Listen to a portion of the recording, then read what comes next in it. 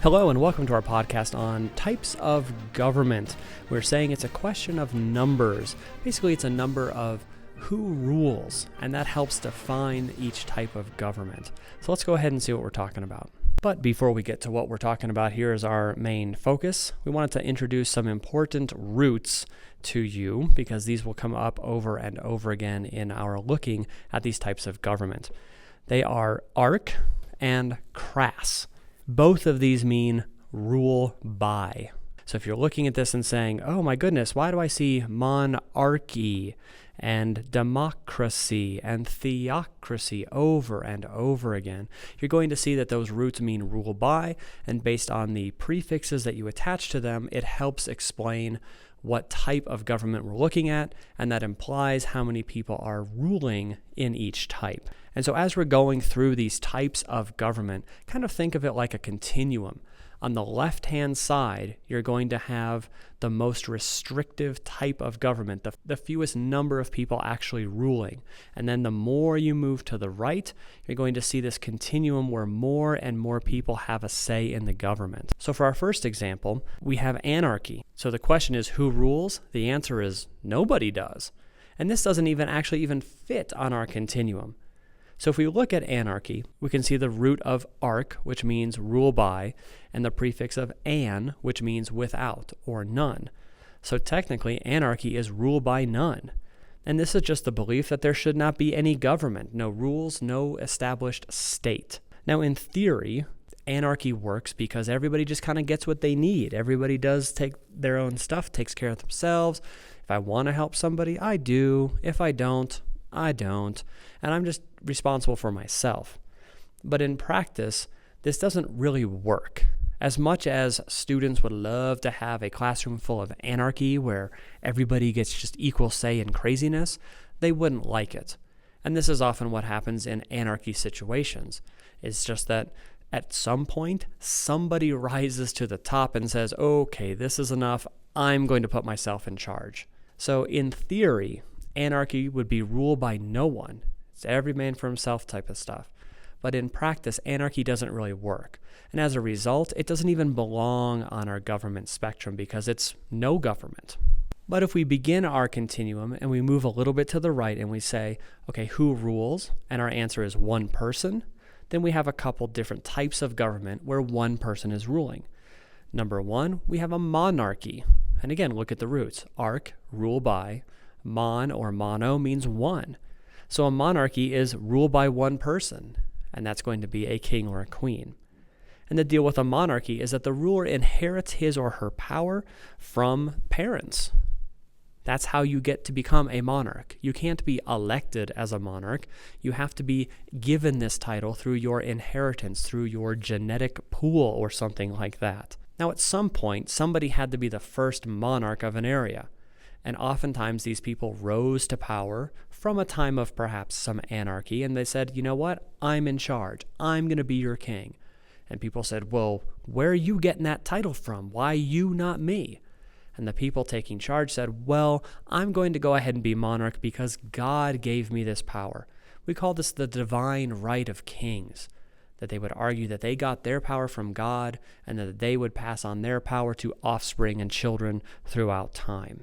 Now, in the modern era, many of the monarchies we see around the world are combined with a written plan of government, which is called a constitution.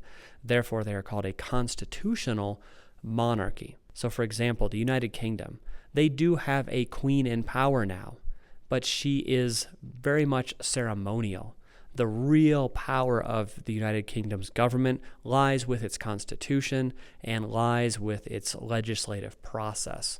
So while there is a queen, therefore it is a monarchy, it is also driven by a constitution, and we get a blending of those two. Another example of the question of who rules, and our answer being one, would be the idea of a dictatorship. This is rule by one person again. Oftentimes, this dictator is someone who takes over by force and tends to rule without any opposition, because they rule with an absolute fist. Any opposition to them is going to be met with force. Dictators tend not to want to have other people in their business. So dictators tend to be aggressive, usually backed by some sort of military force. We also see that there's usually only one political party in these groups. I mean, there were political parties in Germany while Hitler was going on, and that party was the Nazi Party. You really couldn't be anything else. You kind of had to be in the party that he was the head of. Additionally, there's probably not a lot of freedoms, especially freedom of speech, freedom of religion, press, any freedom where people would be able to question that dictator. The dictator is going to come in and say, no, you can't. It's my way or the highway. Additionally, even though dictatorships seem pretty mean and powerful, throughout history they tend to be pretty short-lived. So you get the passions of a Hitler coming to power and saying, we're going to rule for 1,000 years, and they last for about 10. Same thing with Mussolini, who ruled Italy. Same thing with Saddam Hussein, who ruled Iraq. They tend to come in with a lot of enthusiasm, a lot of energy, a lot of dominant power. But they tend not to last that long in the grand scheme of history. Now, dictatorships are going to seem long to the people who are living under them, but when we look at the huge span of history, most dictatorships tend to fizzle out relatively quickly. Okay, moving on to our next part of the continuum, we ask the question again, who rules? And if our answer is a few people, then we have what's called an oligarchy. And here we see that root again, arch, which is rule by, and in this case it is rule by a few. Now, oftentimes if we say an oligarchy is happening, that just means that there's a few people ruling. But in all practicality, those few who tend to be ruling probably are the wealthy. Even look at the United States. Some people who are skeptical of our system, skeptical of the idea of anybody can grow up to be president, look at our system and say, hey, we're kind of an oligarchy ourselves. It's not really possible for the poorest of the poor to rise through the ranks and become president. While in theory that could happen, in practicality it can't, because campaigns are exceptionally expensive. It takes a lot of wealth, takes a lot of connections to make somebody win that. So some people look at even our own system of government and say, yeah, we have the ability for everyone to become president, senator, congressperson, whatever. In reality, it doesn't really seem to work because those people who are in charge are from an exceptionally small pool of people, and they are, for the most part, exceptionally wealthy. Getting back to the main point, an oligarchy would be rule by a few. But we can go ahead and subdivide that a little bit now and kind of look at the two ways that a few people tend to rule. So again, moving on that continuum, who rules? A few. What if we take the oligarchy and make it more specific and say it's a rule by a few religious leaders? Then we have a theocracy. For example, the nation of Iran. They are led by a few religious leaders. They control their overall government. Now, a theocracy is going to be ruled by either religious leaders and or their religious texts, meaning that most of the rules of that nation are going to come from a religious book, such as the Quran, the Bible, something like that. Their rule of law is not from a secular location, meaning non-religious. Their rule of law comes from their religious book. So another way we can have a rule by the few scenario is in the idea of a junta. So in a junta, the few is a military few. So probably these people are coming to power by some sort of revolutionary takeover, and they are military based. So instead of just having one dictator, you might have a dictator and 5 of his closest friends ruling a nation. So you can see some of the examples there. The common thread is all of them have military uniforms on, and there's probably a couple people with relatively equal shared power. But since it is ruled by the few, that is an oligarchy, but that is also most specifically a junta because it is military-based. So again, we ask the question of who rules, and if our answer is many, then we start to get into what is called a republic, or a representative democracy. And again, we see crass in there, rule by, demo meaning people. We have a democracy, rule by the people. But as a republic, not every single person has a direct say on the goings-on of a government, because like ours, which is a republic, we elect representatives to speak on our behalf. And so we do this at the local, state, and federal level, where we would say, where we would say, okay, you are in charge of our district, you are a congressperson, you go to Washington and speak on our behalf of this geographical region. Okay, you're a senator, there's 2 of you from every state, you speak on behalf of our entire state. Same thing at the state level, and then most likely at the local level as well. And so the United States really is a republic, meaning that we have a representative democracy. So people do rule in the effect that we have a say, we have a vote, and if we don't like the way something is going, we can vote somebody out of office. But it is representative. It is a republic, meaning that we all don't have a direct say on every single issue.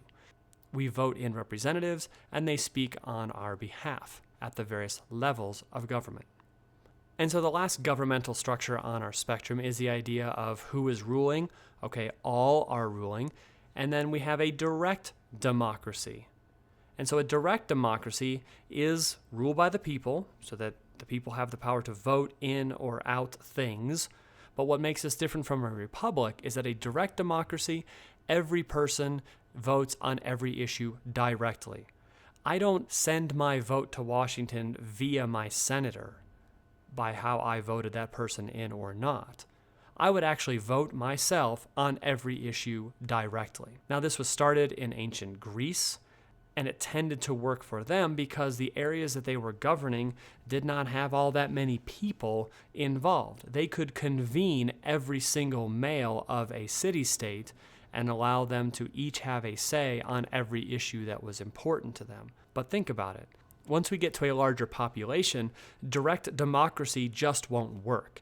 There's no way that every American can have a vote on every single issue in every single city, state, or locale in our nation. We don't need to put all the millions of people together to vote on whether a stop sign should go into Shreveport, Louisiana or not. If we were in a direct democracy, we would. But since we're not, and people elect representatives, we're not a true direct democracy. We are a republic. We are a representative democracy. So that's about it in terms of our spectrum of government. Again, moving from off the spectrum, we have anarchy, where there is no government. If we then go and say who rules one person, we could have a dictatorship or a monarchy. We could move to rule by the few and have an oligarchy, a theocracy, or a military junta. And then we could move to the right where we say, well, the people rule, so all rule. And we have the ideas of a representative democracy, which the U.S. is based on. Or we can go the extreme end and say a direct democracy, where every single citizen has a say on every single issue. So that's about it for now. If you have any questions, please bring those in. We'll get those answered for you. Otherwise, thanks for listening, and we will see you soon.